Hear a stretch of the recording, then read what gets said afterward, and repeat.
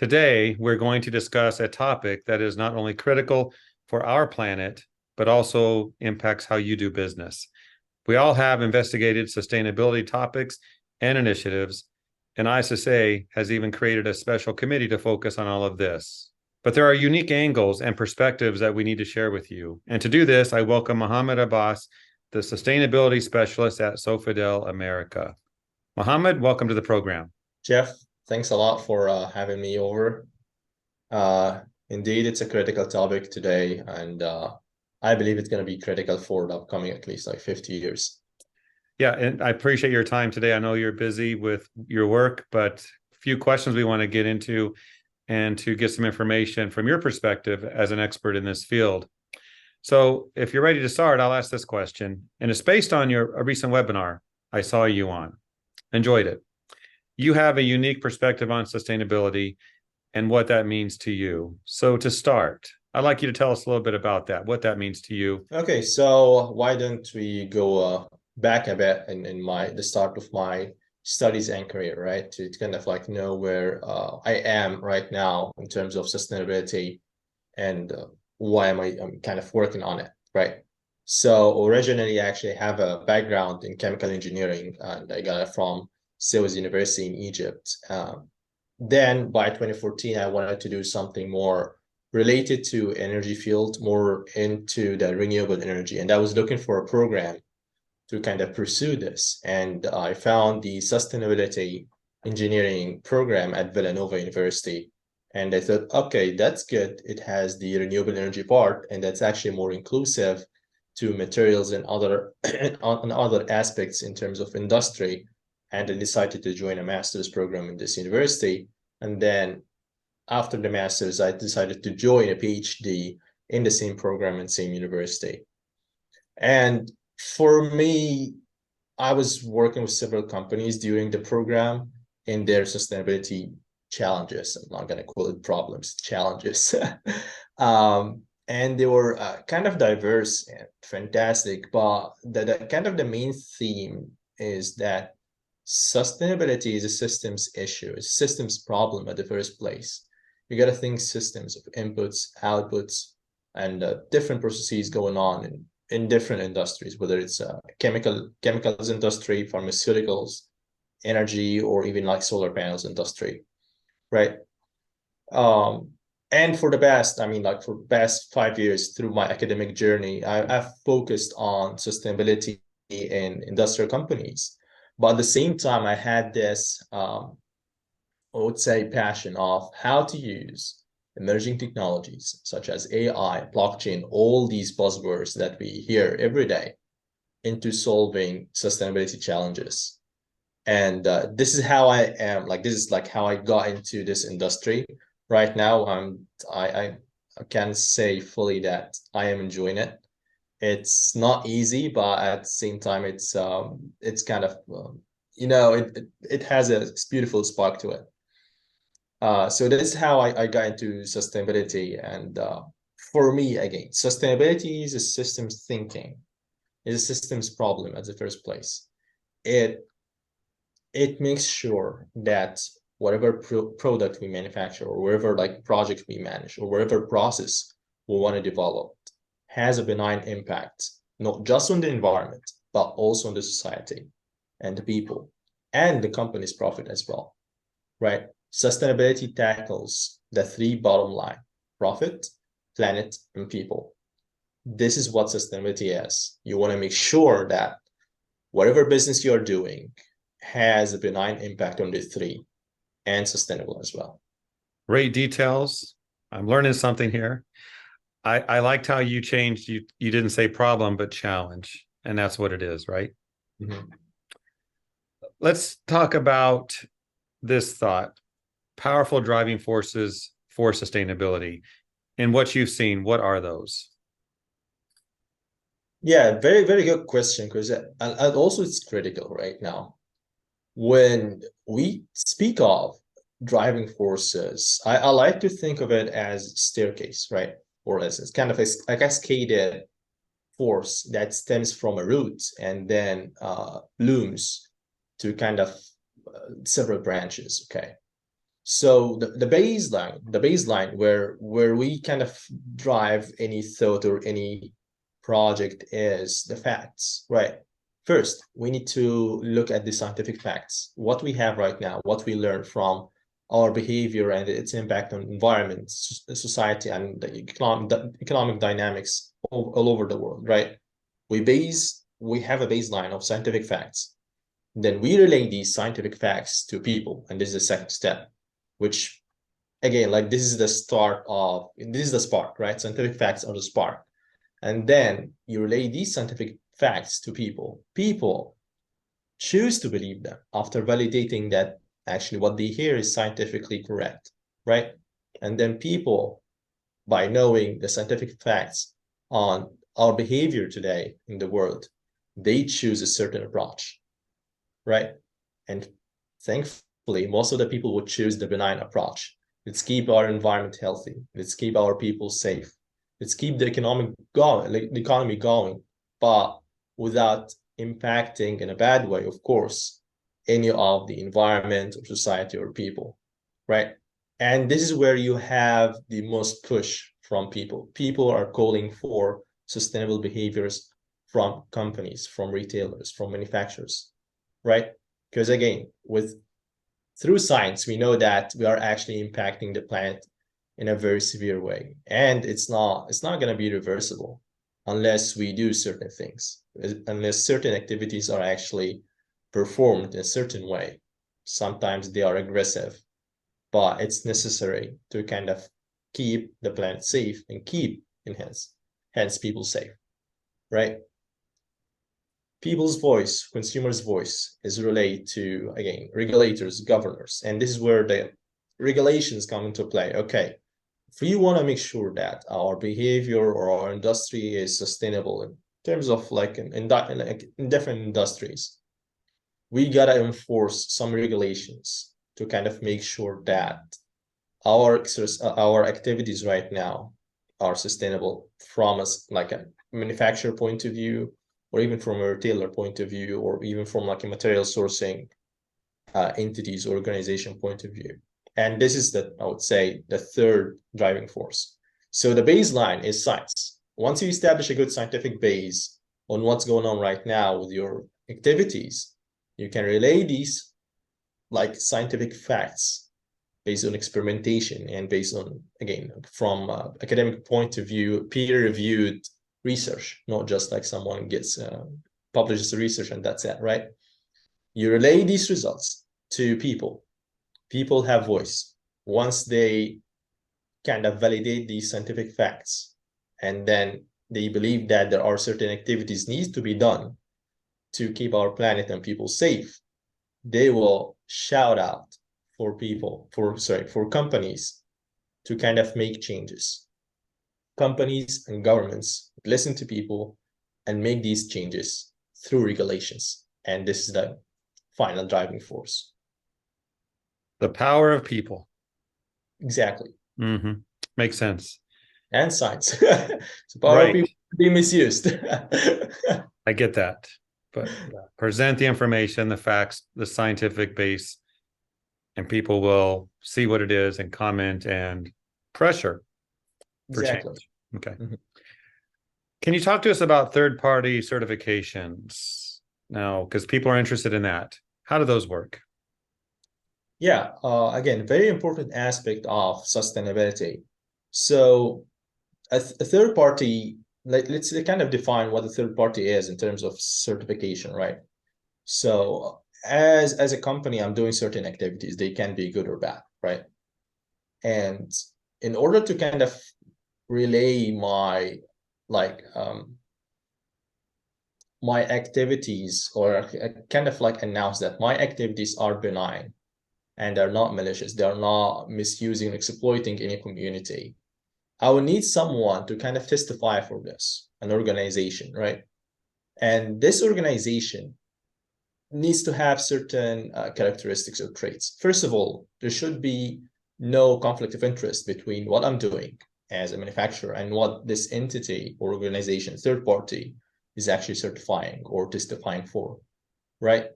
the third party also needs to be unbiased in terms of its judgment or kind of weighing criteria or weighing methodology of what the activities I'm doing or like I'm sourcing from, if it's a kind of third party certifier for materials, for example.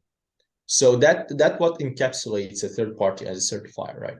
Once we have this kind of traits or characteristics in an organization that's a third party, now this third party can actually testify based on, again, certain criteria that my activities are actually benign, or they are what they are basically represent what we claim, right? So the unbiased judgment and no conflict of interest are kind of the two crucial traits or characteristics of a certifying third party, right? And from our perspective as Sofidel, we use the third party to kind of certify that our source like materials, which is basically pulp and trees, are renewable and they are not exploiting the planet in any way. So we are using FSC certification, and they basically certify that whatever we do in terms of material sourcing, in terms of pulps, it's renewable and sustainable. And the way the FSC does it is basically when we purchase pulp from any entity, they certify or like they make sure that the pulp we source, first of all, it's from legal forest, like it's legally sourced. It's not like from illegal forestry activities. And based on our consumption, they make sure that if we are, for example, using 2 trees to produce a paper, for example, I'm giving just like a hypothetical number here, they make sure that these 2 trees are replanted. No, actually, they make sure that the threefold of these 2 trees is replanted to keep the forest alive and sustainable. And this is how we guarantee that our pulp is renewable, truly renewable. Because again, like whatever we take from nature, we give it back at the same time, right? So that's how we use third party in our industry as a paper manufacturer. Thinking of third party, it provides certain traits, like it provides certain advantages for both for everyone actually. First of all, for us as a manufacturer, we make sure that whatever we source is actually good. It has a benign impact on environment, it has benign impact on the society that's actually cutting the tree there or the forest we're getting the pulp from. And it also builds these trust bridges between us as a manufacturer and our raw materials suppliers, as well as the final end user, whether it's a retailer or like a direct end user, like a customer, basically. Because again, once these end users see that we have a certain certificate on our different products, they make sure that, okay, this company is doing a good job in terms of making sure that the product is sustainable, right? And again, back to the driving force of people's voice. If a customer knows that, hey, I want to buy a sustainable product, and I see this third-party certification on a product after making sure that this third party is actually verified third party, right? I would buy this product, right? For the sake of, again, for the sake of planet, for the sake of myself, and for the sake of my community. This is how third-party certification works. And this is how, as Sofidel, we use third-party certification. Makes sense. Good information. Let's expand a little bit and talk about sustainability as a global effort, because we know it's not confined to any single country. Some might lead more than others, just how it is. But so we know there are differences from one to another. So tell us, what have you observed and what can we learn from each other, from country to country? Good. That's very interesting question, and it's challenging. Though like there is a global umbrella of sustainability, we all want the same goal. We gotta also be careful of the different market dynamics, social dynamics, and cultural dynamics in different places, right? As a company, we are like Sofidel is an Italian company. Our headquarters is in Italy, right? And Sofidel America, which I'm representing here, is part of that, right? But we operate in the USA, of course. But since our parent company is in Italy, we actually follow more the sustainability regulations existing in Europe. And trust me, they are more aggressive than here. But um, let me get into this. Speaking in general, from a bird's eye view, we can see that sustainability is driven by both regulations and consumers, as we mentioned a couple of minutes ago. However, here in the US, we can see that sustainable business practices are driven by consumers more than regulations. But the regulations are there, but they're not quite there yet, if that makes sense. However, in Europe, because again, different market dynamics, sustainability is driven more by regulations. Because again, like the push for more sustainable activities and behavior has been echoing for a while, right? And in Europe, they have, again, different market dynamics. And that makes maybe the regulations kind of follow the consumer voice faster or like in a more aggressive way. And the USA, again, different geopolitical and economic systems. So sustainability is here. However, the way it transpires or the way it's driven have a different shape. So basically here, consumer voice has like more of a kind of a strength to it into kind of pushing companies to be more sustainable. Regulations again are following up, they are catching up.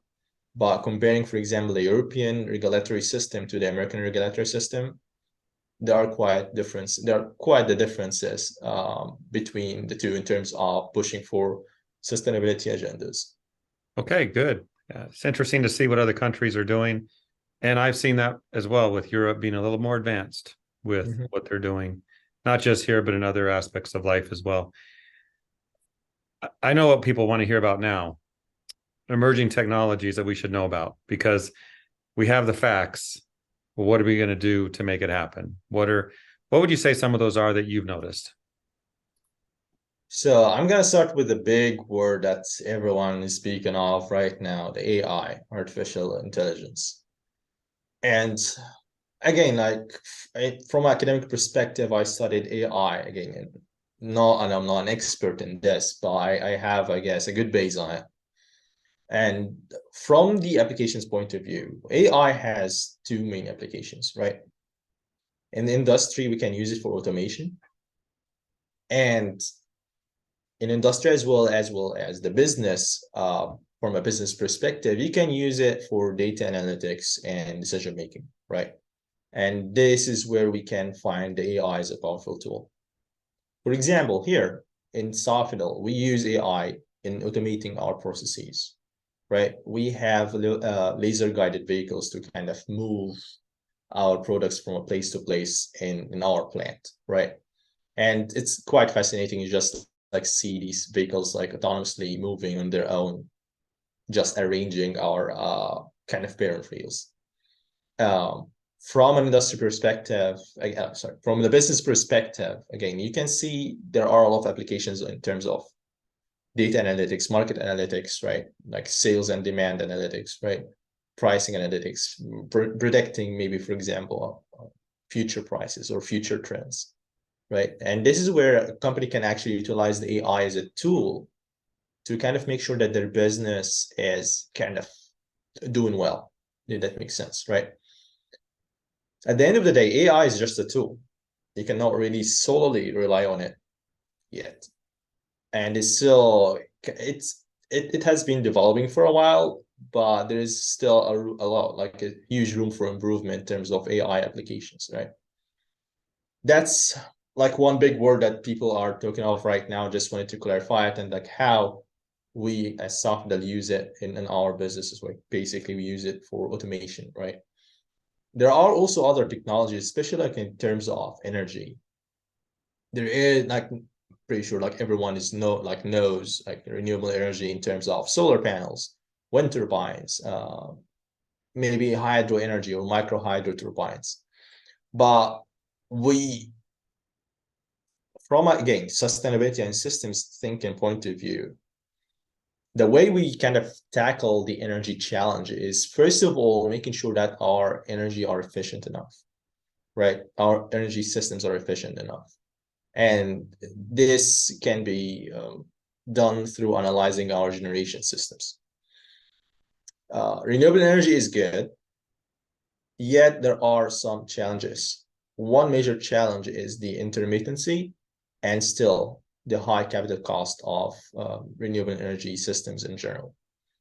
That's why like having a more efficient energy system in this market can be a good step to phase into more renewable energy systems, a more efficient system that are better from the environmental point of view.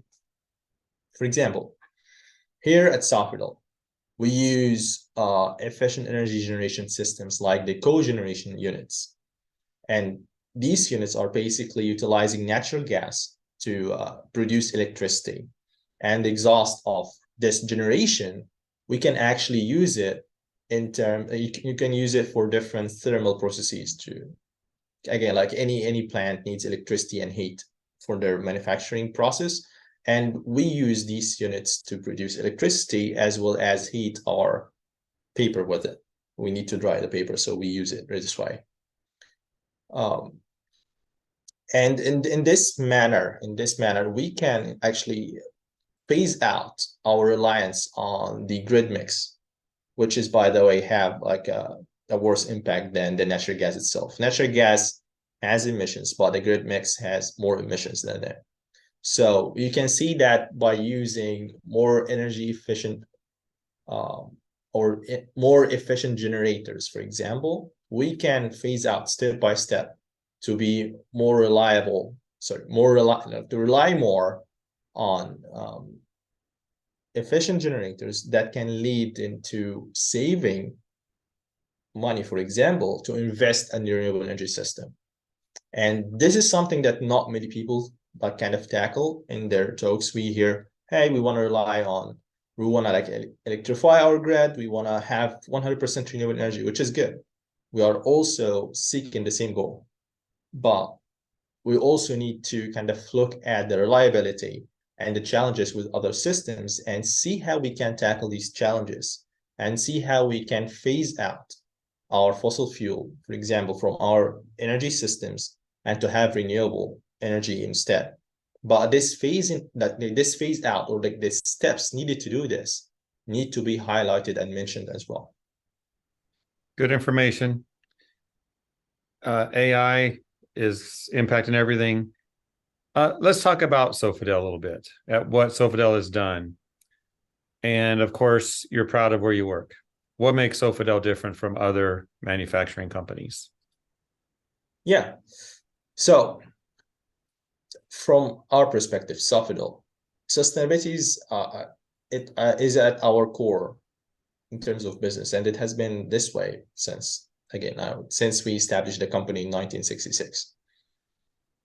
And in terms of this, I'm not just going to talk about like, hey, we source certified, 100% certified pulp, but I'm going to also speak about like how we extend our sustainability, like to like have an impact even beyond the paper itself. So for example, we have kind of like the dispenser, like the hand tissue dispenser, the PaperNet high-tech Seas dispenser. And it's basically a dispenser made of ocean plastic. So we have this agreement with Ocean Conservancy that we source plastic from them that's collected from the ocean, and we remold it. It's not we, like it's basically a third party remold it into injectable material, and then we manufacture our dispensers. And these dispensers, again, they won actually the ISSA Show Innovation Award in 2022. So that's something actually we do. Back to the paper, but we are always in a constant, we are always trying to innovate in our products. One of our two technologies like biotech and dissolve tech, and they provide the same quality of paper, like if you compare to a competitor's product, for example, but they have a better end of life as they can biodegrade and dissolve in basically in the flusher. And this saves consumer money and help the planet keeping out our waste from landfill. And in terms of consumer, our products help in like, you know, not causing that many clogging events that some people suffer from when they dispense their tissue in the flusher, right? And this way, basically, they save on their maintenance bill on a, like, maybe in an annual basis. May not be that much, may be that high. We didn't really capture this, but this is how we approach our kind of innovation in terms of the end of life of our products. Because again, paper is one of the like tissue paper is one of the like the hardest products that you can tackle in terms of end of life perspective, because it's a single use and you just dispose of it once you are done with it. So we're trying to be benign, or like we try to be more sustainable in this matter and edge ourselves among our competitors in terms of that. And again, people wise, from the company's perspective, or like what I see here, is that the people I work with are from a very diverse background. And this diversity and this kind of dynamics between different ethnicities, like nationalities, furthers our growth and innovation from different perspective. Again, from the cultural perspective, it gives us more understanding. From the environmental perspective, we can learn from each other's behavior in terms of, for example, recycling or tackling different products, right? And this is one of the major pillars that Sofidel has here. And it transpires in our sustainability activities and ideas, like try to think in a different way, try to make use of this diversity and be more collaborative and innovative. Let's have one more question. Sure. Looking at the future of our global cleaning industry, let's say 20 years from now, from your point, Mohammed, what would you like to see? And perhaps comment on the future of Sofidel as well. 20 years or so. Yeah, it's hard to project what's going to be happening in 20 years, but it's not hard to say what I want to see in 20 years. So from a personal point of view, what I would like to see is a collective understanding of the importance of the net zero products, and ideally net zero products on shelves from all industries. Okay. Regarding the future of Sofidel, we will continue to push for more sustainable practices and achieve our science-based target initiatives, SBTI goals, by 2030, which is coming very close, but that's not in 20 years. However, I'm pretty sure after 2030, we'll have a new baseline, and it's going to be our new 2050 vision, maybe. And again, having a final tissue with less carbon emissions based on our 2030 goal, that's be something that we will see Sofidel is aggressively pursuing, at least after 2030. Right now, we're busy with 2030 goal, but after this, we will see more aggressive goals. Well, 20 years is just a number, and progress is progress. So exactly. Whether it's in 7 years or 20, it's good to see what you're doing there at Sofidel. So congratulations, and thank you for sharing your thoughts today.